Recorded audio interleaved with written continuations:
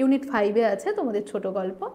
তো এবার কেন ছোট গল্প দিয়েই তোমরা তোমাদের ইউজিসি নেটের প্রিপারেশন শুরু করবে, কারণ এখানে ছোট ছোট গল্প রয়েছে, যে একটা সিটিংয়ে বা একবার বসে তুমি কিন্তু একটা গল্পকে শেষ করতে পারবে। হয়তো সবার সব গল্প পড়া নেই, জানা নেই, তো তার জন্য গল্পগুলোকে প্রথমে পড়ে আমাকে বিষয়টা জানতে হবে, তো সেজন্য ফার্স্ট পড়াটা হয়ে যাবে।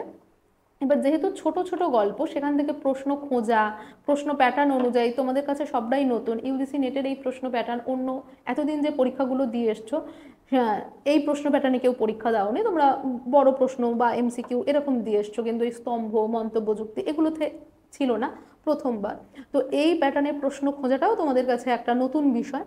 তো এজন্য ছোট গল্প থেকে ছোট ছোট পরিসরে প্রশ্ন প্যাটার্নটা জানা, শেখা বা সবটা করার পর তখন একটা কোনো বড় ইউনিটে যাওয়াটাই আমার মনে হয় ভালো।